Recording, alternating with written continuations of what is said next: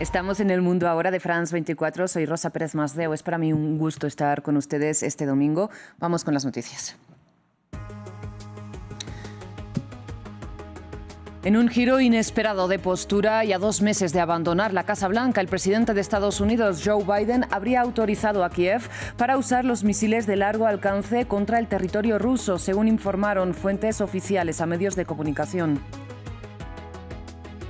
Nuevas imágenes de devastación en la Franja de Gaza. El ejército de Israel mató al menos a 30 personas con un bombardeo contra un edificio residencial en Beit Lahiya.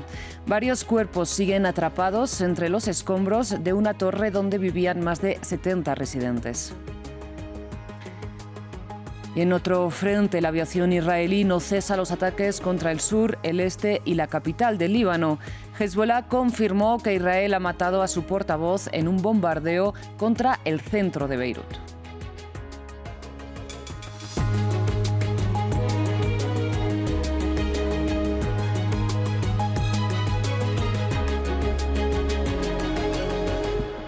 Iniciamos con información relacionada con la guerra en Ucrania. Y es que en un giro inesperado de postura y a 2 meses de abandonar la Casa Blanca, el presidente de Estados Unidos, Joe Biden, habría autorizado a Kiev para usar los sistemas de misiles estadounidenses de largo alcance ATAK contra el territorio ruso, según informaron fuentes oficiales. De momento, eso sí, la Casa Blanca ha rechazado comentar la noticia. Esta, recordemos, es una medida a la que Washington se había negado hasta ahora y que cruzaría una de las líneas rojas marcadas por el presidente ruso Vladimir Putin. Conectamos a esta hora con Natalia Cabrera, nuestra corresponsal en Washington.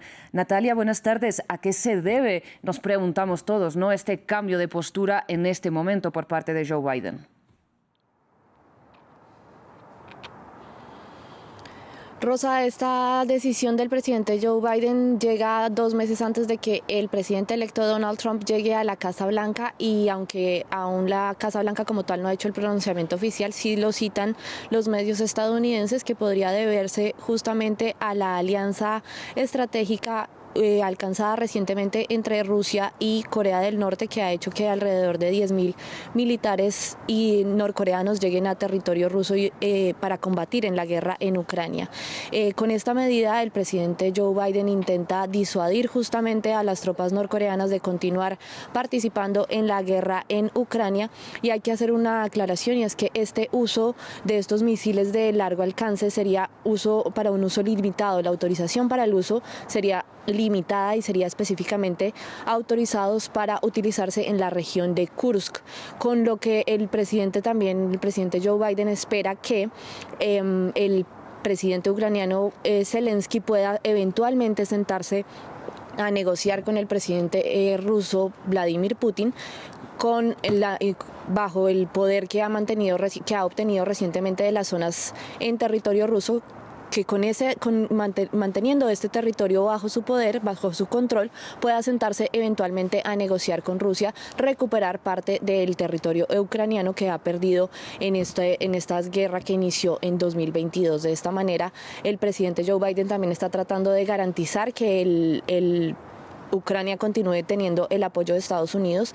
Para esto también recientemente, el 1 de enero, autorizó otros $415 millones en ayudas a Ucrania, por el temor que despierta tanto entre los aliados como en los asesores de Joe Biden la eventual llegada ya el 20 de enero de 2025 de Donald Trump a la Casa Blanca, que ha dicho anteriormente que va a terminar rápidamente con esta guerra. Y los aliados internacionales, los aliados de Estados Unidos, piensan que tal vez para terminar rápido esta guerra y para cumplir con esta promesa de campaña también, termine haciendo concesiones, termine llevando al pueblo, al ejército ucraniano, a hacer concesiones de su territorio y también a limitar justamente estas ayudas económicas. Con lo cual, entonces, el presidente Biden, antes de salir y de dejar la Casa Blanca, está esperando apoyar más a Ucrania en esta guerra, y que de alguna manera Reino Unido y Francia tomen una decisión similar al también autorizar el uso de misiles de largo alcance que le han dado, que solamente tienen un alcance de alrededor de 150 kilómetros.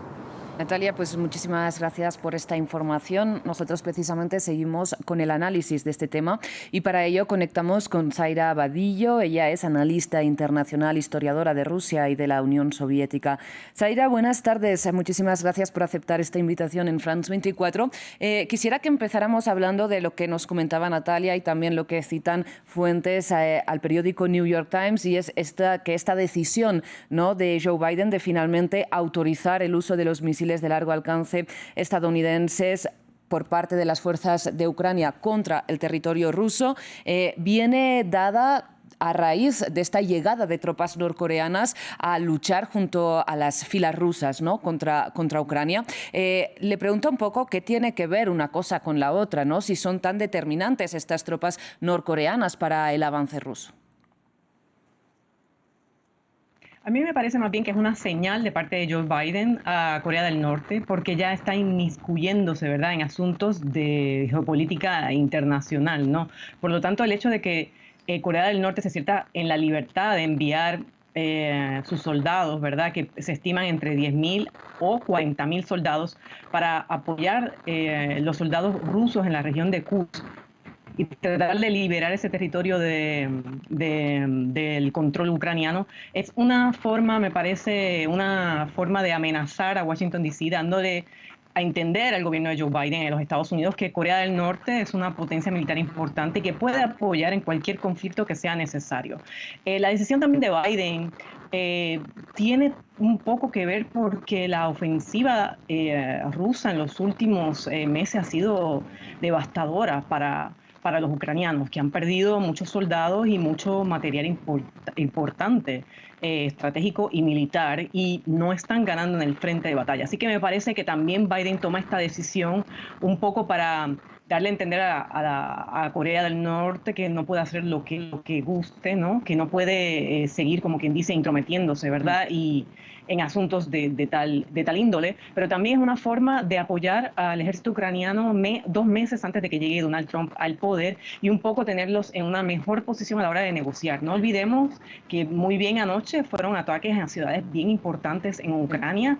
Se han visto en ataques en las últimas semanas a ciudades como Odessa, Lviv, obviamente la capital y Gerson, además de otros pueblos que ha habido una avanzada importante rusa. Así que me parece que hay 2 puntos a considerar, obviamente Donald Trump, pero también poner a los ucranianos en una mejor posición a la hora de negociar lo que se vislumbra sea un acuerdo de alto al fuego cuando entre Donald Trump al poder, pero también es una forma de decirle a Corea del Norte que no debe estar inmiscuyéndose en estos asuntos de tanta relevancia a nivel de geopolítico, ¿no? Porque claro, es una guerra entre Rusia y Ucrania, y traer a un externo es muy peligroso. Claro, pero Zaira, lo que uno se podría preguntar también es si mandar una advertencia a Corea del Norte compensa el riesgo de escalada que puede conllevar estos ataques con armas estadounidenses contra el territorio ruso, ¿no? Porque Vladimir Putin ha señalado este movimiento como una de las líneas rojas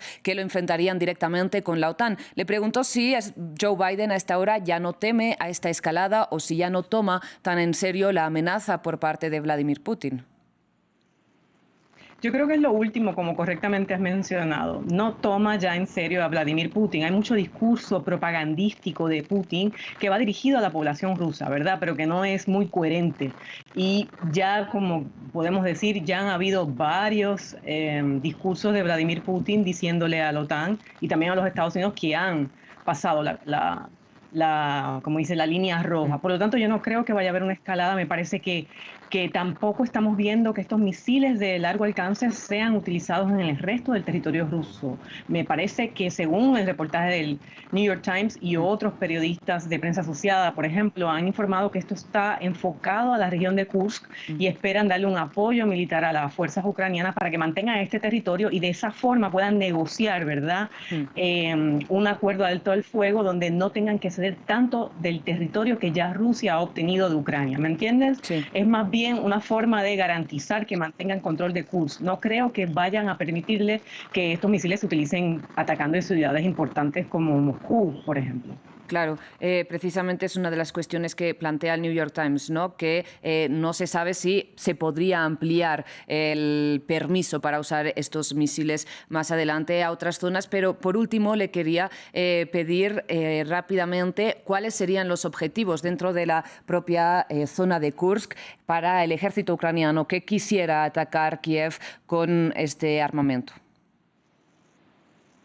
Me parece que lo que quiere es simplemente dejar al ejército norcoreano y también ruso sin la habilidad de retomar el territorio. Por lo tanto, va a atacar a todos sus tanques, donde tengan su arsenal militar y por lo tanto también todo lo que tenga que ver satelital. Me parece que estos misiles van dirigidos, ¿verdad?, a destruir toda esta infraestructura militar que pudiese apoyar a los soldados, ¿no?, en retomar esta área. Hay que recordar que Kursk es un lugar muy importante, ¿verdad?, que fungió un rol muy relevante a la hora de invadir Ucrania porque tienen su arsenal guardado en distintas áreas en esta región. Por lo tanto, va dirigido a atacar y dejar sin las herramientas necesarias a los rusos para que puedan combatir a los ucranianos. Zaira Vadillo, lamentablemente no tenemos más tiempo en esta edición informativa, pero le agradezco muchísimo que haya compartido una vez más su análisis aquí en France 24. Gracias a ustedes. Hablamos sobre lo que ocurrió recientemente en el terreno en esta guerra en Ucrania, porque el ejército de Rusia lanzó su mayor ataque contra territorio ucraniano desde principios de septiembre. Una ofensiva dirigida contra la red eléctrica del país y que ha causado 7 víctimas mortales. Mientras algunos bomberos combatían incendios en edificios en llamas, otros se preparaban para sacar un cuerpo de los escombros. Fue una de las varias vidas perdidas durante la noche y la mañana del domingo, en el mayor asalto coordinado de Rusia contra Ucrania en meses. Según el presidente Volodymyr Zelensky, Moscú atacó todas las regiones de Ucrania, enfocándose en la infraestructura energética del país. En total se lanzaron aproximadamente 120 misiles y 90 drones. Nuestras fuerzas de defensa aérea destruyeron más de 140 objetivos aéreos. Lamentablemente, algunas instalaciones sufrieron daños por impactos directos y escombros. El mayor proveedor de energía privada de Ucrania confirmó los ataques, indicando que provocaron cortes de energía de emergencia en múltiples regiones. El CEO de la empresa afirmó que esto subraya la necesidad de sistemas adicionales de defensa aérea y que el suministro de energía a millones de personas este invierno depende de ello. Este fue el 8º ataque a gran escala de Rusia contra las instalaciones energéticas de Ucrania este año. En Kiev, las sirenas de ataque aéreo sonaron y personas, junto a sus mascotas, buscaron refugio en las estaciones de metro subterráneas. En la superficie, los residentes informaron que los bombardeos impactaron un edificio cercano. Unos 5 minutos después de que comenzara la alerta de ataque aéreo, escuchamos un fuerte silbido y una explosión. Probablemente esta explosión hizo que un trozo de metralla impactara en el techo y perforara el techo de concreto. Las autoridades comenzaron a condenar a Moscú y pidieron un mayor apoyo internacional. Pasamos a noticias de la Franja de Gaza porque este domingo el ejército de Israel ha matado al menos a 30 personas con un bombardeo contra Betlaya. Sin embargo, a esta hora varios cuerpos permanecen atrapados entre los escombros de un edificio en que vivían unas 70 personas, según las autoridades. Cifras que elevan a más de 50 las víctimas mortales de los ataques israelíes tan solo este domingo en el enclave palestino. Ampliamos con nuestro corresponsal Federico Cueva Verena. Aviones israelíes bombardearon un edificio de varios pisos donde se refugiaban al menos 6 familias en Beitlajia, en el norte de Gaza, donde continúa el asedio israelí de 6 semanas. Según la oficina de medios del gobierno de Gaza, al menos 72 palestinos murieron en ese ataque, una cifra estimada porque los servicios de emergencia no pueden llegar al área y puede haber cuerpos bajo los escombros. De su lado, el ejército israelí dijo que los ataques fueron contra lo que denomina objetivos terroristas y, como es habitual, puso en duda el recuento que llevan las autoridades gazatíes. No obstante, en videos posteriores al bombardeo se podía ver el edificio reducido a escombros, otras residencias colindantes con grandes daños y personas intentando recuperar los cuerpos bajo las ruinas. Después de ese ataque, decenas de palestinos que permanecían en Beitlajia comenzaron a abandonar la zona a pie con sus pocas pertenencias a cuestas, sumándose a las decenas de miles que ya han sido forzadas a dejar el norte de Gaza por ese brutal asedio israelí que incluye el bloqueo casi total de la entrada de ayuda humanitaria. En el resto de la franja también continúan las ofensivas israelíes. Un ataque aéreo con dron mató a 6 miembros de seguridad palestinos que custodiaban unos 15 camiones de ayuda en Han Yunis, en el sur de Gaza. Eso dejó al convoy a merced de saqueadores, según reportaron residentes de la franja. Asimismo, en el centro del enclave, un misil israelí impactó una vivienda en Bureish y mató a al menos 10 palestinos, mientras que hubo otros 4 asesinados en Nuseirat y 2 más en Ciudad de Gaza. Entre tanto, en el otro frente del conflicto, las fuerzas israelíes siguen bombardeando el sur del Líbano, donde este domingo han matado a un soldado libanés y han herido a otros 3.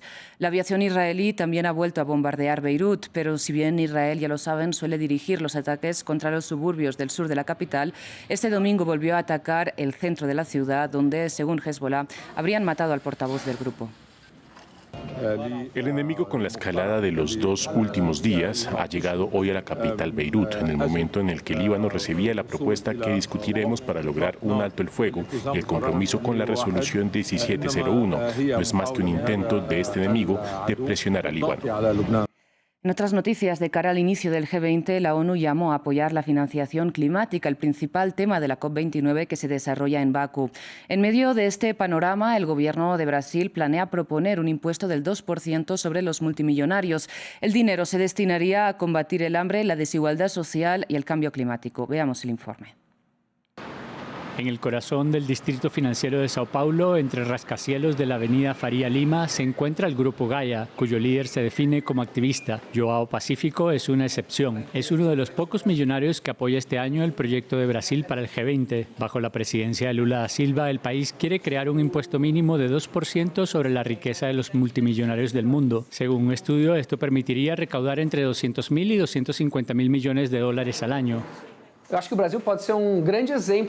Creo que Brasil puede dar ejemplo y animar a otros países, porque en Brasil hay 2 mundos. Por un lado tenemos un mundo con muchos recursos y un mercado financiero muy poderoso. Por otro, hay una enorme desigualdad con gente que vive en la pobreza y la miseria. ¿Cómo podemos unir estos 2 mundos? A través de la inversión de impacto. Sin acuerdo internacional por el momento, Joao Pacífico ha tomado la iniciativa y ha recurrido al sector privado para financiar proyectos sociales como viviendas asequibles. Con una población de 30 millones de habitantes, el área metropolitana de Sao Paulo tiene el mayor déficit de vivienda del país. Para el millonario, la solución son edificios de renta baja como este, construido en pleno centro de la capital económica y financiado mediante la emisión de bonos. Sus inversores obtendrán una rentabilidad a largo plazo gracias a los inmejorables precios de alquiler, solo $279 al mes. Es decir, un 25% menos caro que los apartamentos de la región. Alessandra acaba de recoger su llave. A pesar de un semáforo en rojo, he llegado a casa en 7 minutos. ¿Y cuánto tardabas antes? Entre el metro y otros transportes, al menos 1 hora. Bienvenida. Esta ingeniera trabaja a unos cientos de metros del edificio, pero la población de la megaciudad tarda una media de 2 horas y 25 minutos en hacer su trayecto diario, como le ocurría a ella. El apartamento se ajusta a mi presupuesto y a mis necesidades. También está el diseño y la arquitectura del edificio. Me parece muy bonito y agradable. Para mí ha sido un verdadero hallazgo y una combinación perfecta. Inquilinos como Alessandra deben ganar entre 3 y 6 salarios mínimos brasileños o hasta $1.423. Al Grupo Gaia le gustaría construir una docena de edificios como este y demostrar que el sector privado tiene un papel que desempeñar en la lucha contra la pobreza. Y cerramos hablando de arte, en particular de la pieza llamada El comediante del artista Mauricio Catalán.